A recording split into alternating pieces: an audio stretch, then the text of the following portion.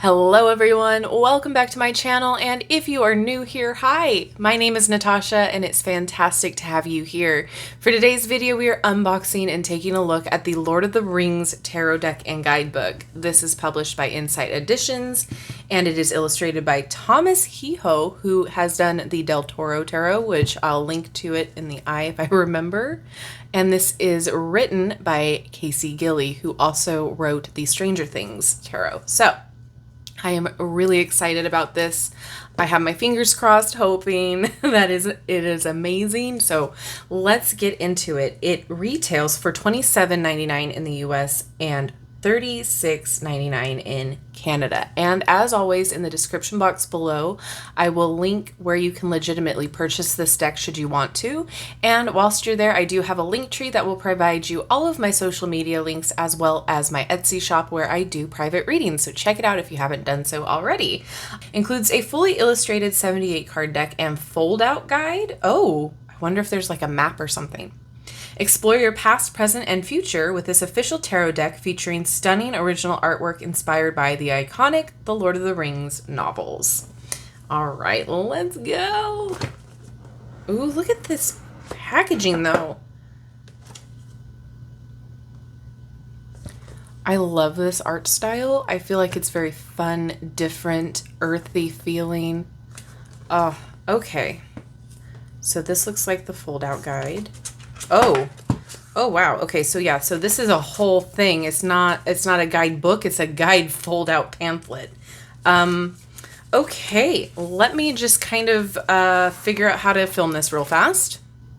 Okay, it is interesting. So I like the idea of this. I don't know how practical it is. We do have cardstock that are adhered to it on the sides that will help you with folding it up and creating that sturdiness for protection. So that's great. It says, in your hands are 78 cards. When spread before you, will create endless paths to endless destinations, inviting you to explore the past, present, and future. Combining the heroic tales from the Lord of the Rings trilogy by J.R.R. Tolkien with the legacy of tarot, this deck grants you access to your own great adventures. On your path, you will see familiar faces in the roles of the major and minor arcana, guiding you along through the lessons of tarot, encouraging your journey of self-discovery. These characters are here to help you learn more about yourself and the ways you interact with the world.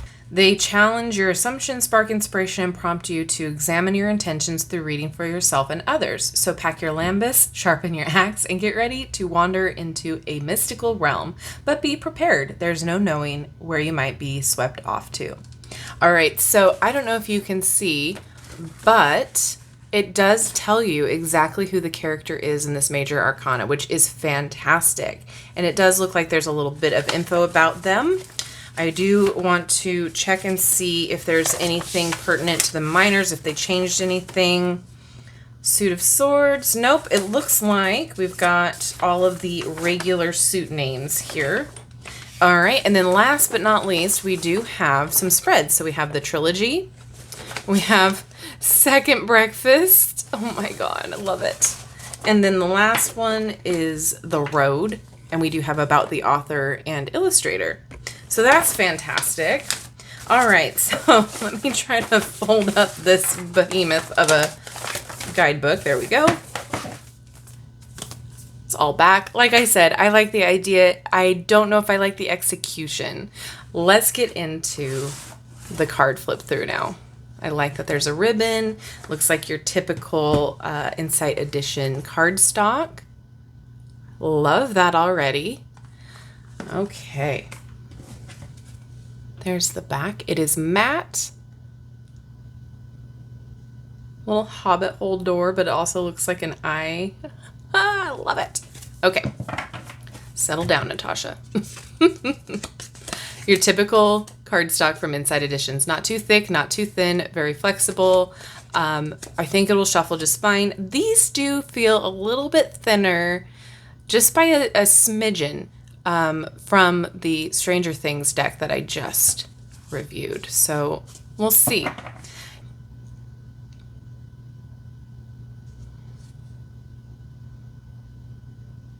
Art is so great. sometimes you just need like that woodcut relief kind of art style to make it feel more grounded and earthy and possibly old. The fact that Gandalf is the magician, fantastic.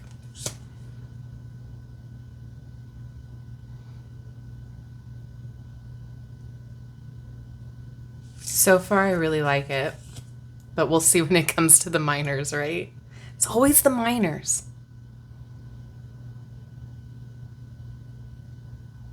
Arwen, Ergon,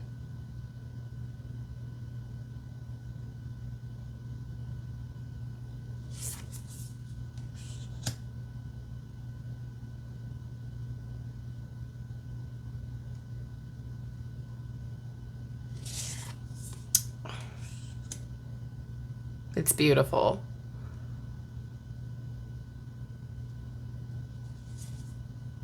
Oh.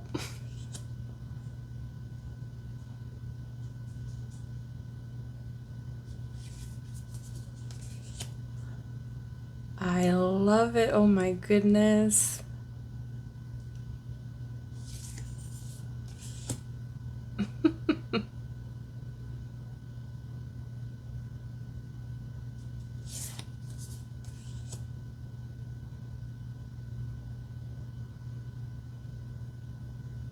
So idyllic.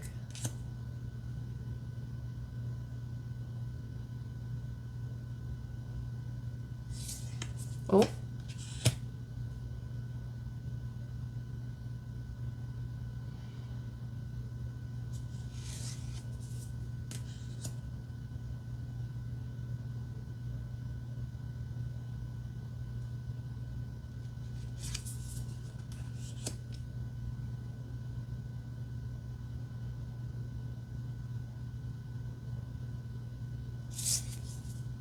Hmm.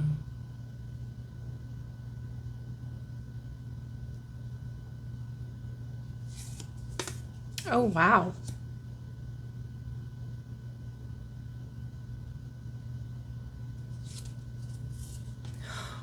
Oh.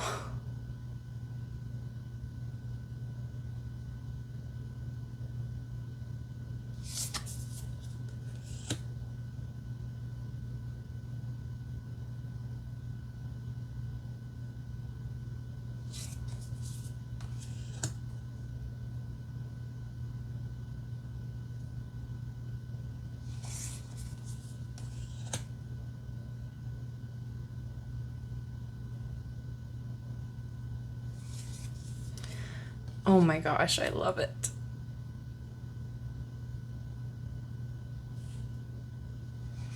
All right, so Major Arcana, awesome, here for it. Let's dive into the minors. We have Ace of Rings. Okay, so this must be the Pentacles then.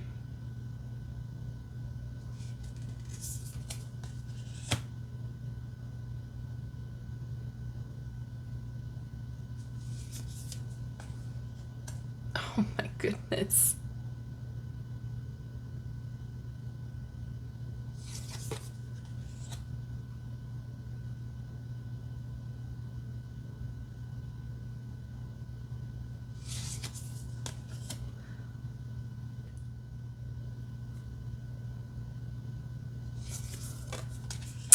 Yeah, okay.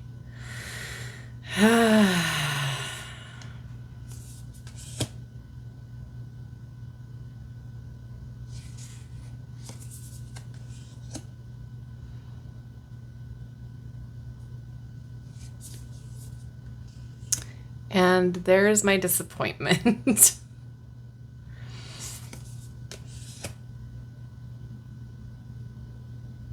There's just so many different scenes, different things that you can do. There's 3 very detailed books.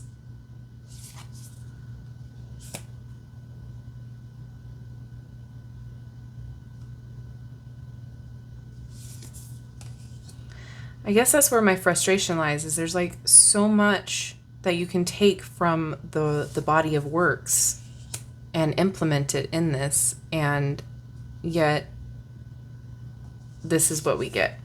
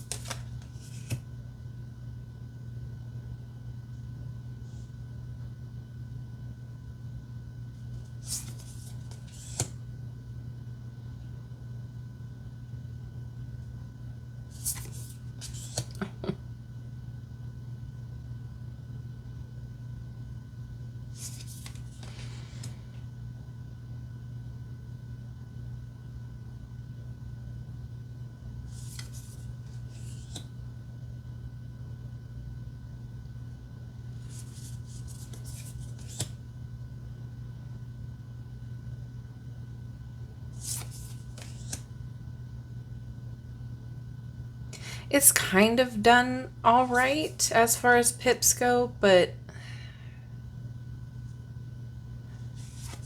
not well enough.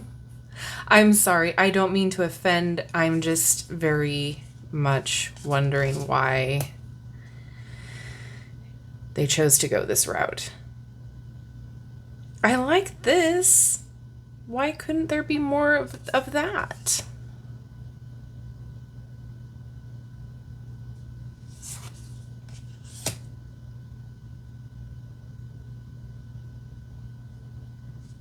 It does feel more like a Marseille tarot deck than, you know, let's just say Rider-Waite-Smith that most people are familiar with.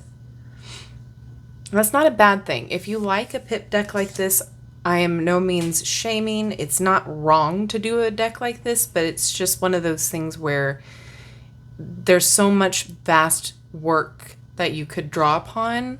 To choose to do it this way feels like a cash grab to a lot of people. Feels like maybe, you know, it was a cop-out or, you know, that not much work was put into it.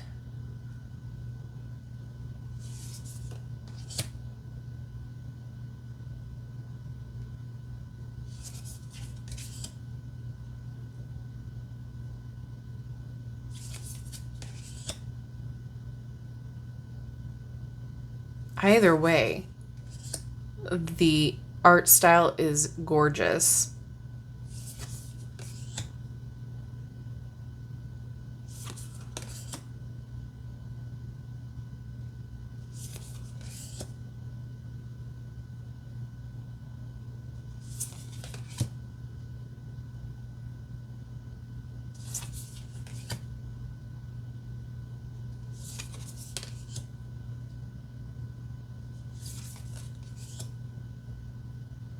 Oh, sweet.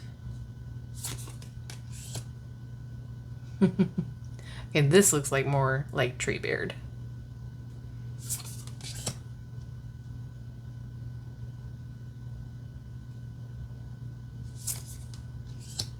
Is this Tom Bombadil?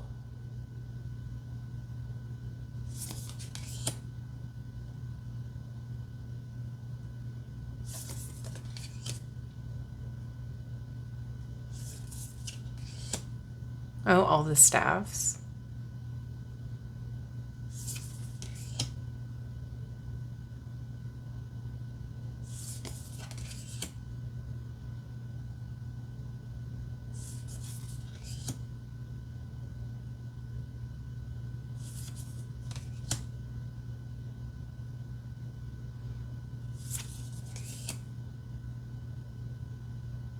I like this. This is your typical Eight of Wands imagery.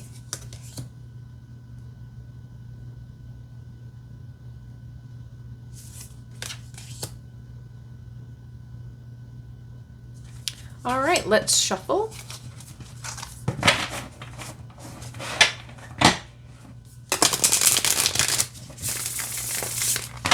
Yeah, I don't have an issue. It is very flexible.